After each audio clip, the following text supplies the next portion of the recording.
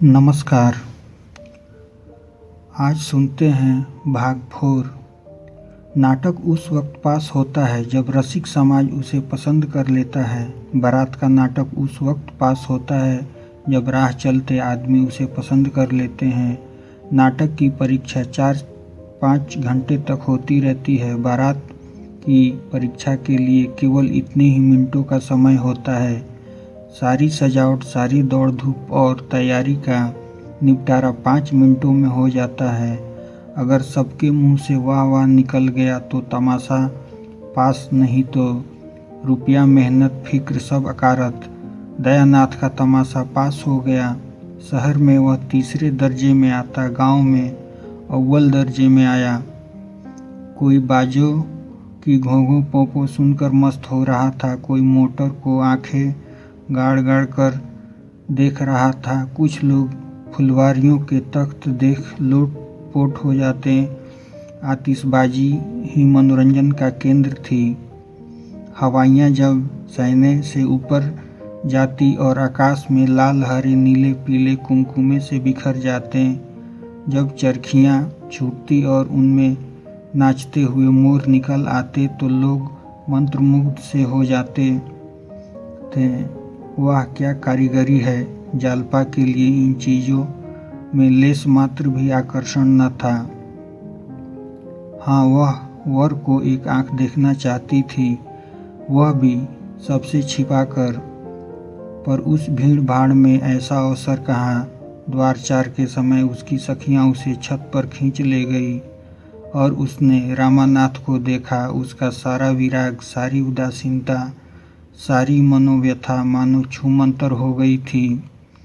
मुंह पर हर्ष की लालिमा छा गई। अनुराग स्फूर्ति का भंडार है।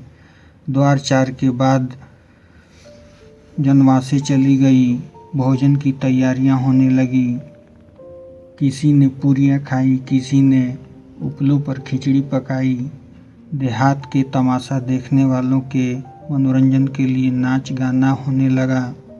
10 बजे सहसा फिर बाजे बजने लगे। मालूम हुआ कि चढ़ावा आ रहा है। बारात में हर एक रस्म डंके की चोट पर अदा होती है। दूल्हा कलेवा करने आ रहा है, बाजे बजने लगे।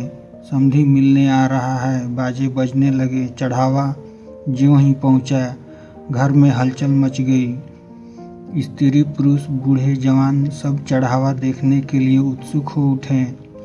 ज्यों ही किश्तियाँ मंडप में पहुंची, लोग सब काम छोड़कर देखने दौड़े। आपस में धक्का मुक्की होने लगा।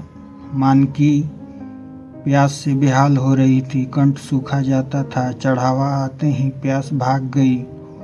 दीनदयाल मारे भूख प्यास के निर्जीव से पड़े थे। यह समाचार सुनते ही सचेत होकर दौड़े। मानकी एक एक चीज को निकाल निकाल कर देखने लगी और दिखाने लगी। वहाँ सभी इस कला के विशेषज्ञ थे। मदोऊ ने गहने बनवाए थे, औरतें ने पहने थे। तभी सभी आलोचना करने लगे। चूहे दंती कितनी सुंदर है, कोई 10 तोले की होगी। वाह, 11.5 तोले से रत्ती भर भी कम निकल जाए तो कुछ हार जाऊं। यह शेरदहा तो देखो, क्या हाथ की सफाई है। जी चाहता है कारीगर के हाथ चूम ले। यह भी 12 तोले से कम न होगा। वाह, कभी देखा भी है 16 तोले से कम निकल जाए तो मुंह न दिखाऊं। हाँ, माल उतना चोखा नहीं है, पर कंगन तो देखो, बिल्कुल पक्की जड़ाई है। कितना बारीक काम है कि आँख नहीं ठहरती। कैसा दमक रहा है, सच्चे नगीने से है। झूठे नगीनों में यह आब कहाँ। चीज़ तो यह गुलबंद है। कितने खूबसूरत फूल हैं और उनके बीच के हीरे कैसे चमक रहे हैं। किसी बंगाली सुनार ने बनाया होगा। क्या बंगालियों ने कारीगरी का ठेका ले लिया है। हमारे देश में एक से एक कारीगर पड़े हुए हैं। बंगाली सुनार बेचारे उनकी क्या बराबरी करेंगे। इसी तरह एक एक चीज की आलोचना होती रही। सहसा किसी ने कहा, चंद्रहार नहीं है क्या? मानकी ने रोनी सूरत बनाकर कहा, नहीं, चंद्रहार नहीं आया। एक महिला बोली, अरे चंद्रहार नहीं आया? दीनदयाल ने गंभीर भाव से कहा, और सभी चीजें तो है, एक चंद्रहार ही तो नहीं है। उसी महिला ने मुंह बनाकर कहा, चंद्रहार की बात ही और है।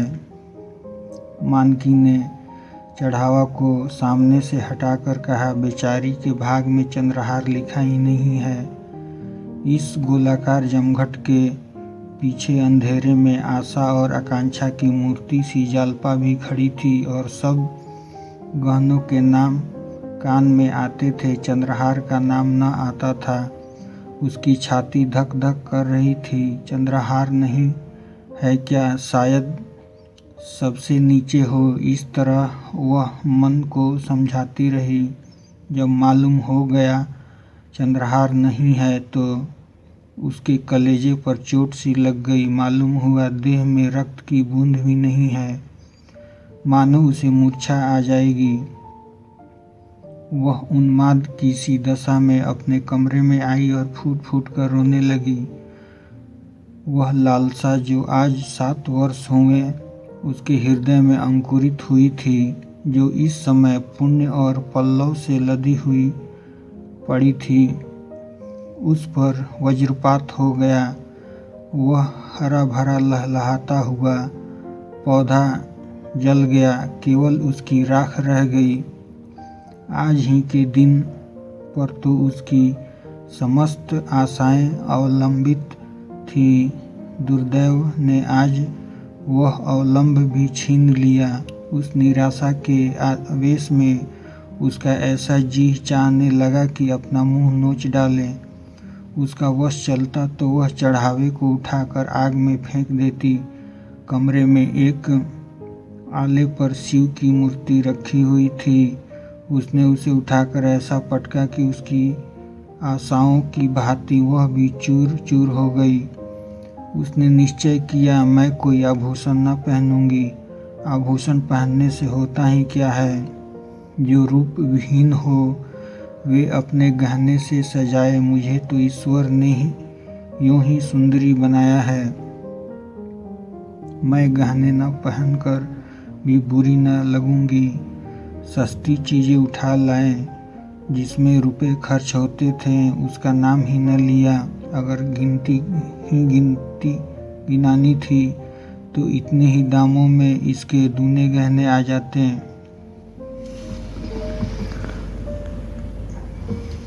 वह इसी क्रोध में भरी बैठी थी कि उसकी 3 सखियां आकर खड़ी हो गईं। उन्होंने समझा था जालपा को अभी चढ़ावा की कुछ खबर नहीं। जालपा ने उन्हें देखते ही आंखें पोंछ डाली और मुस्कुराने लगी। राधा मुस्कुराकर बोली, जालपा, मालूम होता है तूने बड़ी तपस्या की थी। ऐसा चढ़ावा मैंने आज तक नहीं देखा था। अब तो तेरी सब साध पूरी हो गई। जालपा ने अपनी लंबी लंबी पलकें उठाकर उसकी ओर ऐसे दीन नज़र से देखा मानो जीवन में अब उसके लिए कोई आशा नहीं है। हाँ बहन, सब साध पूरी हो गई। इन शब्दों में कितनी अपार मर्मार्थक वेदना भरी हुई थी, इसका अनुमान तीनों युवतियों में कोई भी न कर सकी। तीनों कौतूहल से उसकी ओर ताकने लगी, मानो उसका आज से उनकी समझ में न आया हो। बसंती ने कहा, जी चाहता है कारीगर के हाथ चूम लूं। शहजादी बोली, चढ़ावा ऐसा ही होना चाहिए कि देखने वाले भड़क उठें। बसंती, तुम्हारी सास बड़ी चतुर जान पड़ती है, कोई चीज नहीं छोड़ी। जालपा ने मुंह उधर कर कहा, ऐसा ही होगा। राधा, और तो सब कुछ, केवल चंद्रहार नहीं है। शहजादी, एक चंद्रहार के न होने से क्या होता है बहन, उसकी जगह गुलबंद तो है। जालपा ने वक्रोकित भाव से कहा, हाँ, देह से एक आँख के न होने से क्या होता है, और सब अंग होते ही हैं। आंखें हुई तो क्या, न हुई तो क्या। बालकों के मुंह से गंभीर बातें सुनकर जैसे हमें हंसी आ जाती है, उसी तरह जालपा के मुंह से यह लालसा से भरी हुई बातें सुनकर राधा और बसंती अपनी हंसी न रोक सकी। हाँ, शहजादी को हंसी न आई। यह आभूषण लालसा उसके लिए हंसने की बात नहीं, रोने की बात थी। कृत्रिम सहानुभूति दिखाती हुई बोली, सब न जाने कहाँ के जंगली हैं कि और सब चीज़ें तो लाएं, चंद्रहार न लाएं जो सब गहनों का राजा है। लाला अभी आते हैं तो पूछती हूँ कि तुमने यह कहाँ की रीत निकाली है, ऐसा अनर्थ भी कोई करता है। राधा और बसंती दिल में काँप रही थी कि जालपा कहीं ताड़ न जाए।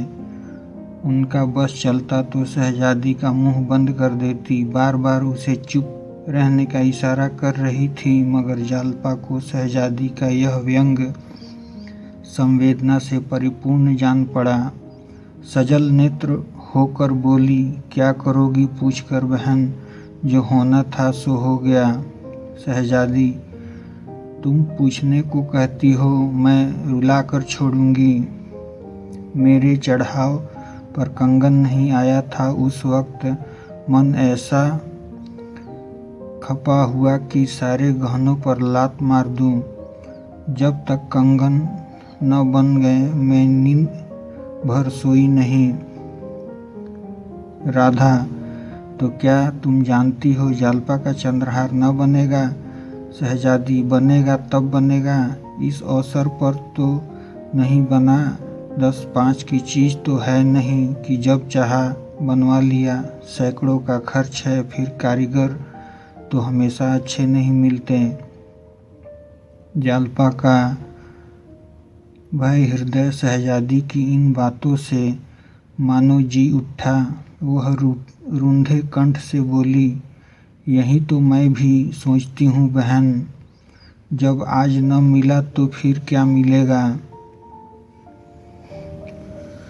राधा और बसंती मन ही मन शहजादी को कोस रही थी और थप्पड़ दिखा दिखा कर धमका रही थी, पर शहजादी को इस वक्त तमाशे का मज़ा आ रहा था। बोली, नहीं, यह बात नहीं है। आग्रह करने पर सब कुछ हो सकता है। सास ससुर को बार बार याद दिलाती रहना, बहनोई जी से 2-4 दिन रूठे रहने से भी बहुत कुछ काम निकल जाता है। बस यही समझ लो कि घरवाले चैन न लेने पाएं। यह बात हरदम उनके ध्यान में रहे। उन्हें मालूम हो जाए कि बिना चंद्रहार बनवाए कुशल नहीं। तुम जरा भी ढीली पड़ी और काम बिगड़ गया। राधा ने हंसी को रोकते हुए कहा, इनसे न बने तो तुम्हें बुला लें, क्योंकि अब उठोगी कि सारी रात उपदेश ही करती रहोगी। शहजादी, चलती हूँ, ऐसी क्या भागड़ पड़ी है। हाँ, खूब याद आई। क्यों जल्दी, तेरी अम्मा जी के पास बड़ा अच्छा चंद्रहार है, तुझे न देगी? जालपा ने एक लंबी सांस लेकर कहा, क्या कहूँ बहन, मुझे तो आशा नहीं है। शहजादी, एक बार कहकर देखो तो, अब उनके कौन पहनने ओढ़ने के दिन बैठे हैं। जालपा, मुझसे तो न कहा जाएगा। शहजादी, मैं कह दूंगी। जालपा, नहीं नहीं, तुम हाथ जोड़ती हूँ, मेरा जरा उसके मातृ स्नेह की परीक्षा लेना चाहती हूँ। बसंती ने शहजादी का हाथ पकड़कर कहा, अब उठेगी भी कि यहाँ सारी रात उपदेश ही देती रहेगी। शहजादी उठी, पर जालपा रास्ता रोक कर खड़ी हो गई और बोली, नहीं, अभी बैठो बहन, तुम्हारे